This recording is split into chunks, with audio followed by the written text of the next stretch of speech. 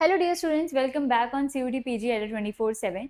यहाँ पर हम बात करने वाले हैं एक अनदर इम्पॉर्टेंट टॉपिक की, विच इज ग्लाइकोलाइसिस, जो कि आता है आपका मेटाबॉलिज्म के अंडर। अगर आप बायोकेमिस्ट्री पढ़ेंगे, जूलॉजी, लाइफ साइंस या फिर माइक्रोबायोलॉजी में, तो बायोकेमिस्ट्री के अंडर ही आपका मेटाबॉलिज्म का पार्ट आता है, जहाँ पर glycolysis, Krebs cycle and ATP synthesis को आप पढ़ते हो। जबकि बॉटनी के अंदर आपको अलग से यूनिट मेंशन है प्लांट मेटाबॉलिज्म, जिसके अंदर आप इसको पढ़ रहे होते हो। ठीक है, सो ये one of the most important topic है, काफी क्वेश्चन इससे पूछे जाते हैं।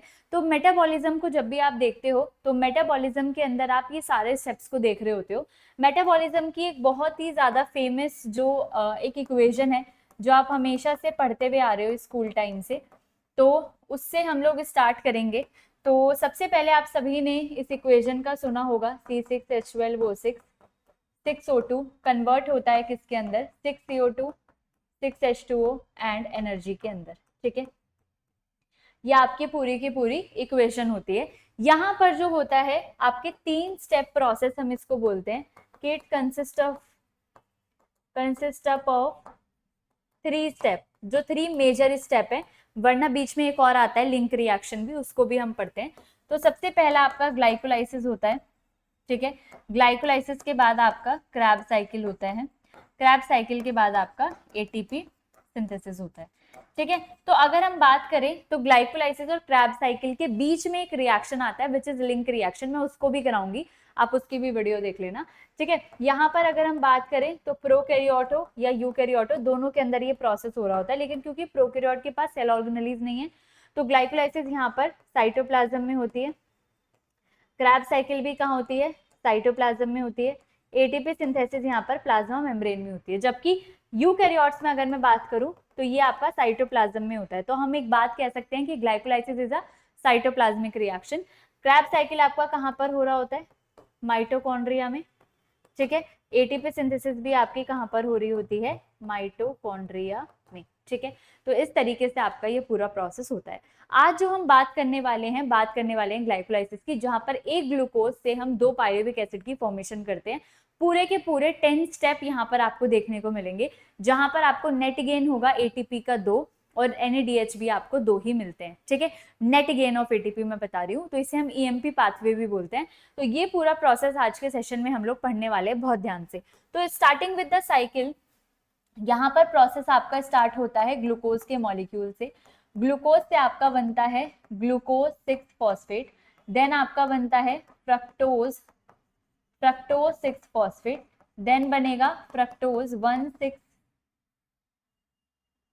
1,6 बिस फॉस्फेट। ठीक है, ये बनने के बाद आपकी ये जो पाथवे है ये 2 में डिवाइड हो जाता है, 2 टूट जाता है। 2 क्या टूटते हैं, G3P, जो कि इंटर कन्वर्टेबल होते हैं DHAP में। ठीक है, सो अब ये जो G3P है, इसकी फुल फॉर्म क्या होती है, फुल फॉर्म होती है ग्लिसरल अल्डिहाइड, ग्लिसरल डिहाइड 3 फॉस्फेट। और DHAP की फुल फॉर्म क्या होती है, डाईहाइड्रोक्सी एसीटोन, एसीटोन फॉस्फेट। ठीक है, याद रखेंगे, इधर मैं फुल फॉर्म लिखूंगी सबकी, इधर मैं आपको शॉर्ट फॉर्म लिखूंगी, दोनों तरफ सेम ही चलेगा। ठीक है, G3P से आपका बनता है 1,3-BPG, फिर आपका बनता है 3PGA, फिर आपका बनता है 2PGA। 2PGA के बाद आपका क्या बनेगा, फॉस्फोइनॉल पायरुवेट, और फिर आपका बनता है पायरुविक एसिड। ठीक है, अब यहाँ पर आ जाओ, इधर की हम बात करें तो इधर भी सेम चलेगा, 1,3 बिस फॉस्फो ग्लिसरेट। ठीक है, ग्लिसरेट बोलो ग्लिसरिक एसिड बोलो एक ही बात है। सिमिलरली फिर आपका क्या बनेगा, 3 phospho glycerate, then 2 phospho glycerate. PP क्या होता है, फॉस्फोइनॉल पायरुवेट, फॉस्फोइनॉल पायरुवेट। फिर उसके बाद जो लास्ट है वो है आपका पायरुविक एसिड। ठीक है, क्या है, पायरुविक एसिड। ठीक है, तो इस तरीके से आपका पूरे के पूरे 10 स्टेप प्रोसेस होते हैं। अब क्या सारे ही रिवर्सिबल है क्या, या सारे ही इरिवर्सिबल है क्या, तो देखो फर्स्ट, थर्ड और 10th स्टेप को छोड़ के बाकी सारे रिवर्सिबल होते हैं। तो फर्स्ट को छोड़ दो, सेकंड आपका रिवर्सिबल है, ये भी रिवर्सिबल है, दिस इज ऑल्सो, ये भी, हर जगह आपकी डबल एरो आएगी 1, 3 और 10 स्टेप को छोड़ के। ठीक है, 10th वाला स्टेप आपका सिंगल एरो रहेगा। ठीक है, ये देखो इस तरीके से। तो अब आप मुझे बता सकते हो ग्लाइकोलाइसिस के रिवर्सिबल प्रोसेस है या इरिवर्सिबल? तो भाई इरिवर्सिबल होता है, क्योंकि अगर एक भी स्टेप आपका इरिवर्सिबल हो गया तो आपका पूरा का पूरा प्रोसेस इरिवर्सिबल ओवरऑल हो जाता है, ठीक है। अब बात आती है कि जब भी आप किसी बिजनेस को स्टार्ट करते हो स्टूडेंट्स, तो किसी भी बिजनेस को स्टार्ट करने से पहले यहाँ पर आपको कुछ इसमें इन्वेस्ट करना पड़ता है। सिमिलरली यहाँ पर आप कुछ एटीपी को शुरुआत में प्रोवाइड करते हो, जब जाके आपको एटीपी फिर मिलने लगते हैं। तो फर्स्ट और थर्ड स्टेप पे हम लोग एटीपी देते हैं, उसके बाद हमें एटीपी मिलने शुरू होते हैं। बेसिकली सिक्स्थ वाले स्टेप पे आपको एक NADH मिलता है, दोनों जगह पे बनाएंगे क्योंकि दोनों जगह सेम ही चल रहा है, ठीक है। यहाँ पर आपको एक एटीपी मिलता है, ठीक है, इधर भी हम एक एटीपी बनाएंगे, ठीक है। उसके बाद 10th स्टेप पे आपको एक एटीपी मिलता है, ठीक है। अब आप बोलोगे मैम आपने स्टार्टिंग में बोला था कि हमारे पास तो नेट गेन तो 2 एटीपी का है, पर मुझे तो यहाँ 4 दिखाई दे रही है। अभी समझेंगे आगे, ठीक है, थोड़ा सा पेशेंस रखेंगे। यहाँ पर 9th स्टेप पे आपका H2O भी रिलीज होता है, तो इसको भी मैं यहाँ पर बना दूंगी इस तरीके से, ठीक है। अब यहाँ पर एक बहुत इंपॉर्टेंट चीज समझाने जा रही हूँ, ध्यान से समझना। यहाँ पर देखो थर्ड नंबर पे फॉस्फेट है, 3 फॉस्फेट है, लेकिन यहाँ पर 1,3 फॉस्फेट क्यों है? 3 पे था फॉस्फेट तो 1 पे कहाँ से आया? तो यहाँ पर एक क्वेश्चन आता है कि कौन से स्टेप पे ग्लाइकोलाइसिस के इनऑर्गेनिक फॉस्फेट ऐड होता है? तो बेसिकली 6th स्टेप पे इनऑर्गेनिक फॉस्फेट ऐड होता है। H3PO4 आके एक अपना फॉस्फेट यहाँ पर देके जाता है फर्स्ट पोजीशन पे। लेकिन आप देखो अगले ही स्टेप में 1 वाला फॉस्फेट गायब हो गया, कहाँ चला गया?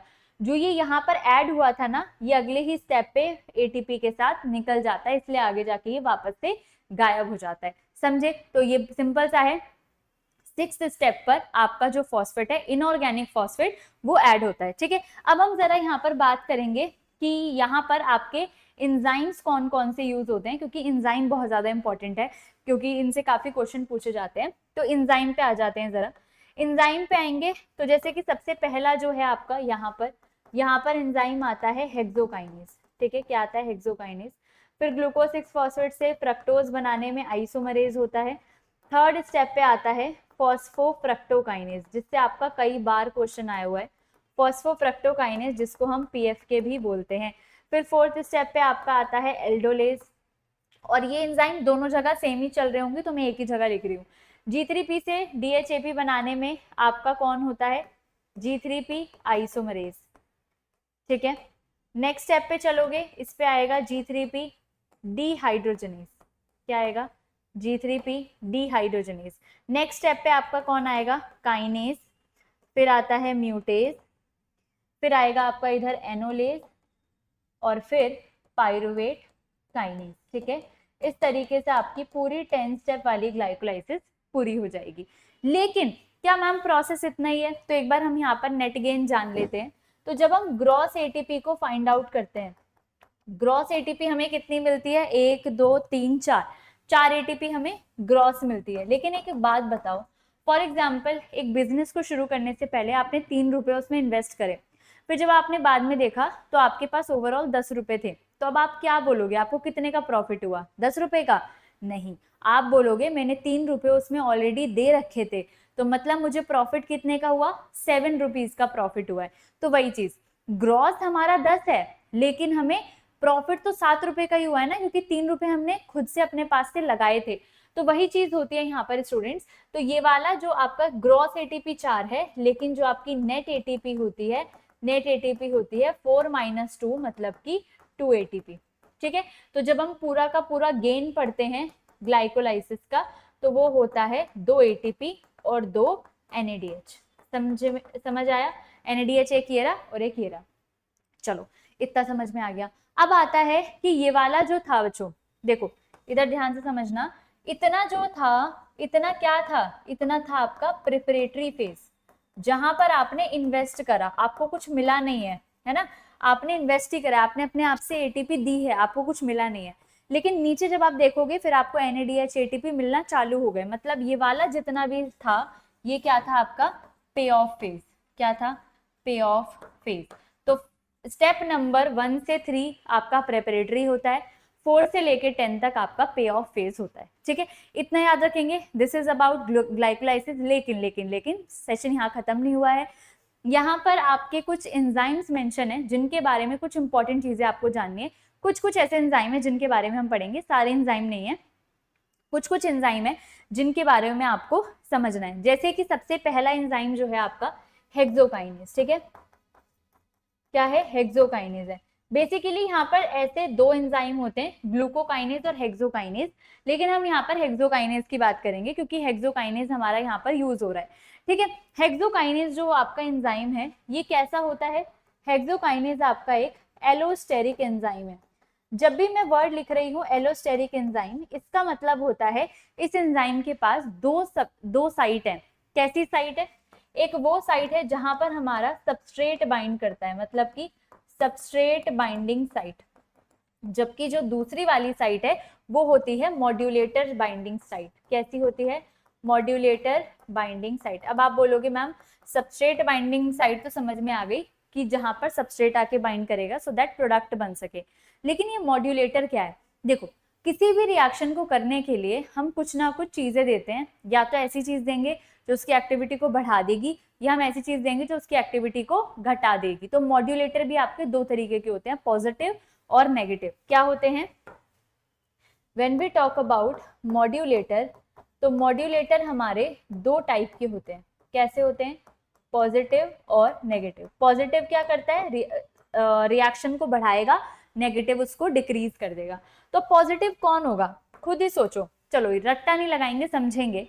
अगर मान लो इसके पास बहुत ज्यादा ग्लूकोज ही ग्लूकोज प्रेजेंट है, तो इसके ऊपर प्रेशर आ जाएगा कि भाई फटाफट से इसे कन्वर्ट करो, ग्लूकोज तो बढ़ते जा रहे हैं, तो इसकी एक्टिविटी बढ़ जाएगी, है ना। जैसे हमारे पास होता है, अगर मेरे पास पेंडिंग काम पड़ा है तो मैं बहुत तेजी से अपना काम में लगी पड़ी हूँ कि भाई कंप्लीट करना है। अगर मेरा काम पूरा हो जाएगा तो फिर मैं अपनी एक्टिविटी को कम कर दूंगी, मैं नहीं करूंगी काम। सिमिलरली वही, अगर इसके पास ग्लूकोज ज्यादा है तो वो इसकी एक्टिविटी को बढ़ाएगा, तो ग्लूकोज इसका पॉजिटिव मॉड्यूलेटर है। लेकिन अगर इसका जो ग्लूकोज है वो कन्वर्ट हो चुका होगा ग्लूकोज 6 फॉस्फेट में, और इसके पास बहुत सारा ग्लूकोज 6 फॉस्फेट है, तो इसके ऊपर तो कोई प्रेशर ही नहीं है, ऑलरेडी प्रोडक्ट बहुत बने हुए हैं, तो ग्लूकोज 6 फॉस्फेट इसका नेगेटिव मॉड्यूलेटर हो जाएगा कि भाई इसके पास तो अभी है, एक्टिविटी को कम कर दो, ठीक है। अब जो आपका सेकेंड एंजाइम है आइसोमरेज, उसके बारे में ऐसा कुछ नहीं है, फॉस्फोफ्रक्टोकाइनेज के बारे में पढ़ते हैं। ये आपके एग्जाम में भी कई बार पूछा गया है फॉस्फोफ्रक्टोकाइनेज के बारे में, फॉस्फोफ्रक्टोकाइनेज। तो अगेन ये भी जो है आपका एक एलोस्टेरिक एंजाइम होता है। तो एलोस्टेरिक एंजाइम है मतलब कि इसके पास भी मॉड्यूलेटर होगा, है ना, इसके पास भी मॉड्यूलेटर होगा। इसके मॉड्यूलेटर से आपके क्वेश्चन बनते हैं कि इसका पॉजिटिव और नेगेटिव मॉड्यूलेटर क्या है, ठीक है।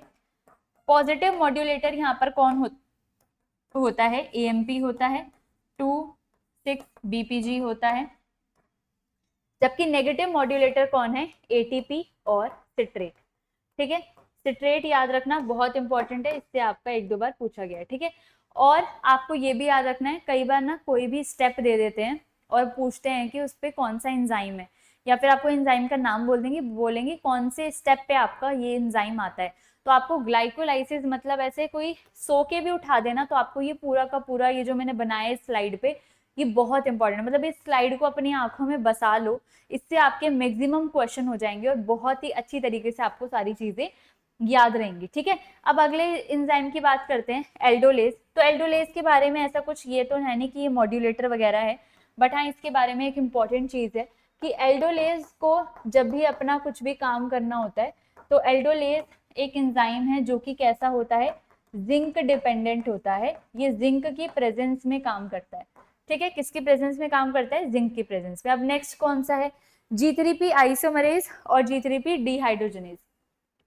तो आइसोमरेज के बारे में इतना कुछ नहीं है, लेकिन जो G3P डिहाइड्रोजनेज है उसके बारे में समझेंगे, काफी इंपॉर्टेंट है, ठीक है। यहाँ पर समझेंगे G3P डिहाइड्रोजनेज। बेसिकली जो G3P डिहाइड्रोजनेज एंजाइम है ये एक ऐसा एंजाइम है जिसके पास दो इनिबिटर होते हैं, और बहुत ही इंपॉर्टेंट है ना। ये इनिबिटर का साइन है, पहले मैं लिख ही देती हूँ, याद रहेगा आपको। इसके इनिबिटर्स हैं, कौन से हैं, दो हैं, दो इनिबिटर्स होते हैं। दो इनिबिटर कौन कौन से हैं, एक होता है इसके पास आइडो एसीटेट, ठीक है, दूसरा होता है आर्सेनेट, समझे। जो आइडो एसीटेट है स्टूडेंट्स, आइडो एसीटेट क्या करता है, आइडो एसिटेट बेसिकली क्या करता है, G3P की जगह खुद जाके बाइंड कर जाता है। क्या करता है ये, खुद जाके बाइंड कर जाता है, बाइंड विद G3P डिहाइड्रोजनेज।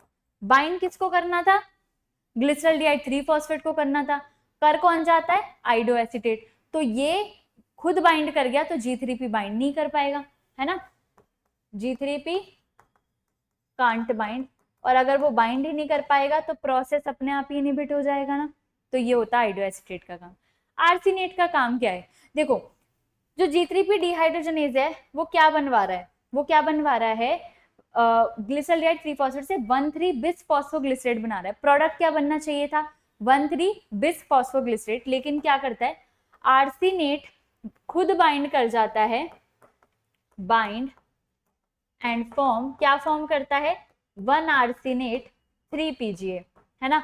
अब 1 आर्सिनेट 3 PGA की वजह से, इसके बनने की वजह से जो हमारा नेट गेन ऑफ ATP है वो हो जाता है 0। इससे आपका क्वेश्चन आया हुआ है, ध्यान रखना।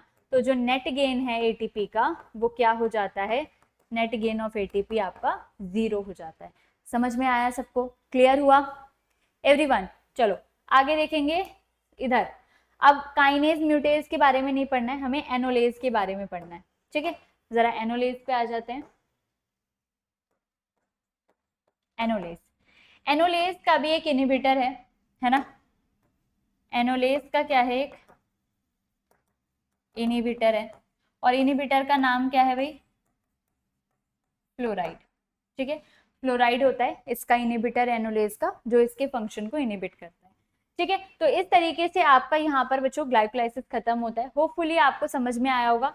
जो नेक्स्ट इसका आता है, इसके बाद ग्लाइकोलाइसिस के बाद वो आता है आपका लिंक रिएक्शन, जहां पर ये जो हमारे 2 पायरुविक एसिड हैं ये कन्वर्ट होते हैं 2 एसिटल कोएंजाइम ए के अंदर, और फिर ये कहाँ जाते हैं, फिर ये जाते हैं बच्चों किसके अंदर, क्रैब साइकिल के अंदर, ठीक है।